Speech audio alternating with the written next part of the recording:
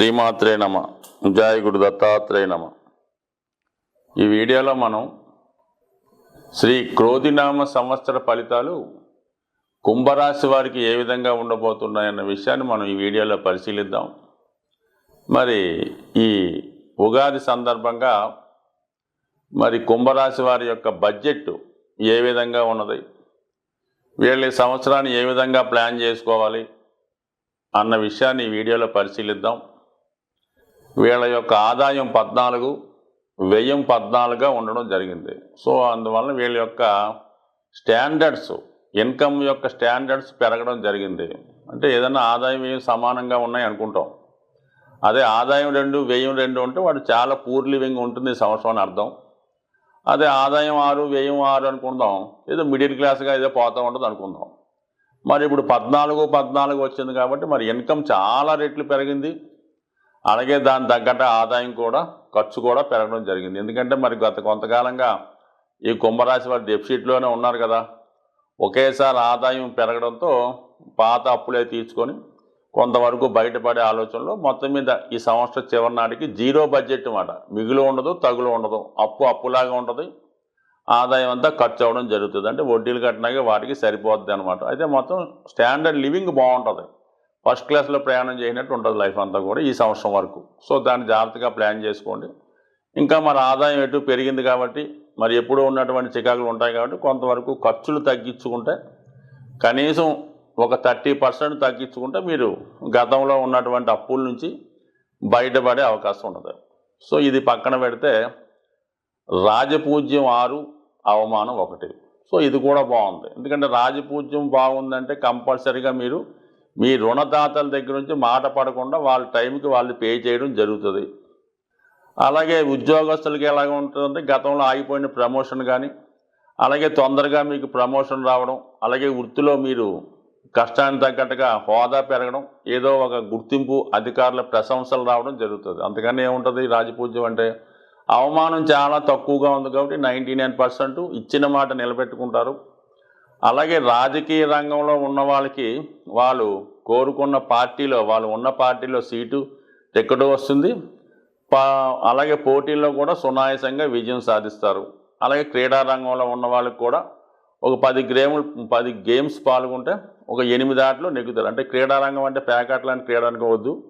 కనీసం ఇది ఏంటంటే మామూలు కబడ్డీ, ఖోఖో, క్రికెట్ లాంటి గేమ్స్లో పాల్గొనడం వల్ల విజయం వచ్చే అవకాశాలు ఎక్కువగా ఉన్నాయి. కాబట్టి సాధ్యమైనంత వరకు మరి గత కొంతకాలంగా ఉన్నటువంటి ఇబ్బందుల నుంచి మరి ఈ కుంభరాశి వారికి కంపల్సరీగా అటు వ్యక్తిగత గౌరవం, గుర్తింపు, హోదా పెరుగుతుంది. ఫైనాన్స్ పరంగా కూడా ఒక లగ్జరీ లైఫ్ వెళ్ళే అవకాశం ఉంది. కాబట్టి దీన్ని సాధ్యమైనంత వరకు జాగ్రత్తగా, బ్యాలెన్స్గా ఉపయోగించుకుంటే మంచిది.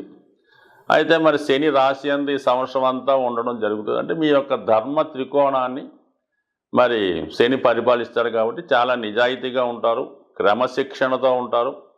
అలాగే చాలా సింపుల్ లైఫ్ కోరుకుంటారు. ఎంత ధనం ఉన్నా కూడా చాలా సింపుల్గానే మీ యొక్క జీవన విధానం, ఆహారపు అలవాట్లు, లివింగ్ స్టైలు చాలా సింపుల్గా ఉంటుంది. అలాగే శరీరాన్ని క్రమశిక్షణతో పెట్టుకుంటారు. అలాగే చాలా అతి తక్కువ ఖరీదు కలిగినట్టు వస్త్రధారణ చేస్తూ చూసిన వాళ్ళకి చాలా సింపుల్గా కనిపిస్తారు. ఎంత సింపుల్గా ఉంటే, ఎంత సింపుల్గా మీ ఆహారపు అలవాటు ఉంటే మీ యొక్క అభివృద్ధి సంవత్సరం అంత అనుకూలంగా ఉంది. అలాగే సంతానం యొక్క విషయంలో వాళ్ళ యొక్క అభివృద్ధి మీకు గర్వకారణంగా ఉంటుంది.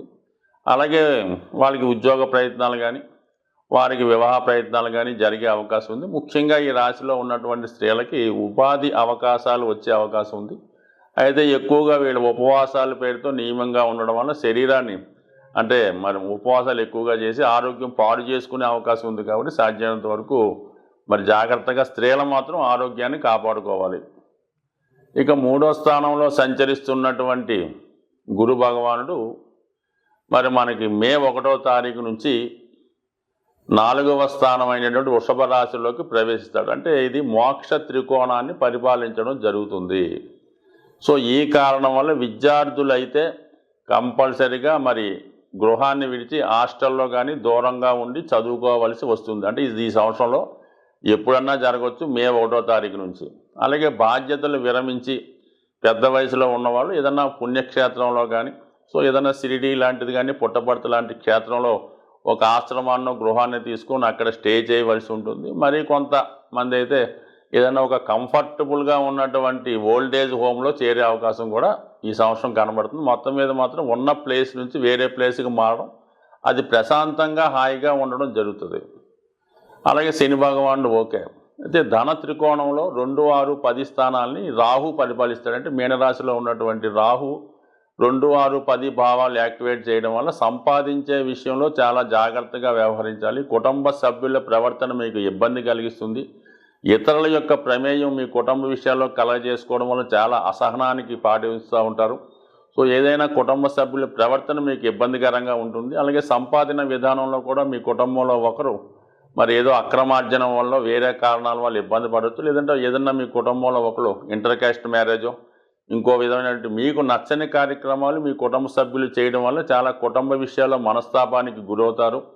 అలాగే వృత్తి వ్యవహారాల్లో ఇతరుల యొక్క జోక్యం మీకు ఇబ్బంది కలిగిస్తుంది. అలాగే మీకు తక్కువ స్థాయిలో ఉన్నవాడి దగ్గర ఉద్యోగం చేయడం వల్ల చేసి రావడం వల్ల మీరు కొంత మీ యొక్క మనోభావాలు దెబ్బతినే అవకాశం ఉంది. బట్ ఏదైనా సర్దుకుపోవడం తప్ప మనం చేసేది ఏమీ లేదు కాబట్టి కొంతవరకు జాగ్రత్తగా సహనంగా వ్యవహరించడం అన్నది ఈ రాశి వారికి అనుకూలమైన స్థితి. అయితే కంపల్సరీగా ఈ రాశివారు మరి శని భగవాని అనుగ్రహం కోసం ఖచ్చితంగా వీలైతే ఏదో ఒక నియమం పాటించడం, క్రమశిక్షణతో వ్యవహరించడం, ప్రతిరోజు కూడా శివనామస్మరణ పఠించడం, అలాగే దక్షిణామూర్తి ఆరాధనతో మీ యొక్క ఆధ్యాత్మికమైన ప్రశాంతమైన జీవితాన్ని గడిపే అవకాశం ఉంది. కాబట్టి సాధ్యమైనంత వరకు కుంభరాశి వారి యొక్క లైఫ్ స్టైల్ పెరిగింది, జీవన విధానం పెరిగింది, లైఫ్ స్టైల్లో ఉన్నటువంటి సక్సెస్ రేటు పెరిగింది. కాబట్టి మరి కొంతవరకు మిమ్మల్ని మీరు తీర్చిదిద్దుకొని మీ యొక్క సక్సెస్ రేట్ని 10 మందికి పంచిపెడతారని ఆశిస్తూ, అయితే మరి ఈ కొత్త సంవత్సరం ప్రారంభం అవుతున్న సందర్భంగా జాతకాల మీద నమ్మకం ఉన్నవాళ్ళు, గ్రహాల్ని నమ్ముతున్న వాళ్ళు ఖచ్చితంగా ఉగాది రోజు, అంటే మనకి త్వరలో రాబోయే ఉగాది రోజు ఖచ్చితంగా పంచాంగ శ్రవణాన్ని మీరు ప్రత్యక్షంగానో టీవీలో చెప్పినప్పుడు ఖచ్చితంగా వినడం. ఇది తెలుసుకోవడం వల్ల ఏంటంటే జాతకంలో ఉన్నటువంటి దోషాలు మీకు తొలుగుతాయి. కొత్త జీవితానికి మీరు ప్లాన్ చేసుకునే విధంగా ఆ రోజు, అంటే కొత్త సంవత్సరం రోజు మీకు చాలా శుభకరంగా జరిగే అవకాశం ఉంటుంది. కాబట్టి ఖచ్చితంగా ప్రతి ఒక్కరు కూడా ఉగాది రోజు సాధ్యమైనంత వరకు కూడా ఈ పంచాంగ శ్రవణాన్ని ఏదైనా దేవాలయంలో కానీ తప్పనిసరి పరిస్థితుల్లో టీవీలోనే వినే ప్రయత్నం చేయండి. సాధారణంగా ఈ వానఫలాలు ఎంతసేపు కూడా మొత్తం మీద ప్రపంచంలో ఉన్నటువంటి జనాభా అంతా కూడా కేవలం 12 రాశుల్లోనే ఉంటారు. కొత్తగా ఏ రాశిలో ఉండవు. ఎవరన్నా ఈ రాశిలో జన్మించవలసిందే. అయితే ఈ కేవలం గోచారం అన్నది ఏంటంటే గోచారంలో ఉన్నటువంటి ఫలితాలు జాతకంలో వాళ్ళకు ఉన్నటువంటి గ్రహాల మీద సంచారం మీద వాళ్ళకి జరుగుతున్నటువంటి దశల మీద ఆధారపడి ఉంటాయి.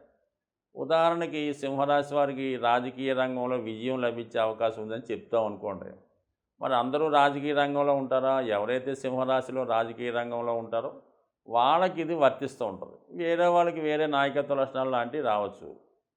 కొంతమంది మీనరాశిలో ఉంటారు, వాళ్ళకి ఏదో అనారోగ్య సమస్య వచ్చిందని చెప్తూ ఉంటాం. అయితే కంపల్సరీగా అనారోగ్య సమస్య వస్తుందా? మరి ఆ ఏజ్లో ఉన్న వాళ్ళకి, దీర్ఘకాలికంగా వ్యాధుల్లో ఉన్న వాళ్ళకి రావచ్చు. లేదు కొత్తగా ఉత్సాహంలో ఉన్న వాళ్ళకి, అదే చిన్నపిల్లలకి ఖచ్చితంగా అది రాకపోవచ్చు. అంటే ఇది 12 భావాల్లో పుట్టిన పిల్లవాడి దగ్గర నుంచి 90 సంవత్సరాల దాకా ఉన్నటువంటి వృద్ధుడు సమస్తం ఈ రాశిలో ఉంటారు. కాబట్టి మీ జాతకాలు చెప్పినాయి మాకు జరగలేదండి, మీరేదో ఆకస్మిక ధనలాభం అన్నారు, మాకేమి రాలేదంటే ఎలాగొస్తుంది? మీకు ఏమైనా రావాల్సింది ఉంటే వస్తుంది. మీరు ఏమైనా ఒక డిపాజిట్ చేసి ఉంటే, లేదంటే ఏదన్నా చీటీ కట్టి ఉంటే ఆ ధనం మీకు వచ్చే అవకాశం ఉంది. కనీసం మీరు లాటరీ టికెట్ అన్నా కొంటే మీకు ఆ లాటరీలో అదృష్టం వచ్చే అవకాశం ఉంటుంది. మీరు లాటరీ టికెట్ కొనక ఏది ఇక్కడ దాచుకోక ఏది రాకుండా కేవలం నిద్రలో కళ్ళ కంటే ఆకస్మిక ధనలాభం రాదు. అలాగే వివాహం జరిగేటప్పుడు వివాహ ప్రయత్నాలు చేస్తే పెళ్లి సంబంధం కూర్తుంది తప్ప ఇంట్లో పడుకొని కళ్ళ కంటే ఏ వివాహ సంబంధం నిశ్చయం. కాబట్టి ప్రతిదానికి కూడా ప్రయత్నం ఇంపార్టెంటు. ప్రయత్నం చేయడం వల్ల జాతకంలో ఉన్నటువంటి సమస్త దోషాల్ని మనం హరించి వేయవచ్చు, తీసివేయవచ్చు. ఎంత గొప్ప యోగాలు ఉన్నా కూడా జాతకుడు ప్రయత్నం లేకుండా ఇంట్లో పడుకుంటే ఏది కూడా జాతకుడికి వచ్చే అవకాశం లేదు.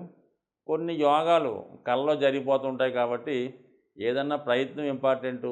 సాధారణంగా జాతకాలను నమ్ముతున్న వాళ్ళు దాన్ని దీర్ఘంగా చివరిదాకా చూసి మీ ప్రయత్నం చేయడం వల్ల మీరు ఆ రంగంలో ఉండి ఉంటే మీకు అవకాశం వస్తుంది. మీరేదో బీటెక్ చదువుకొని ఎంఎస్ కోసం అమెరికా వెళ్ళే ప్రయత్నం చేస్తే అది జరుగుతూ ఉంటుంది.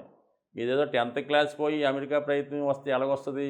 విదేశీధనం ఎలాగొస్తుంది? అందువల్ల ఏంటంటే మీరు ఎంతవరకు అర్హులో దాన్ని చూసుకొని మీరున్నటువంటి ప్రాంతాలను బట్టి మీరు చేస్తున్నటువంటి ప్రయత్నాలను బట్టి అవి వర్తిస్తాయి తప్ప ప్రతి ఒక్కటి జరగవు.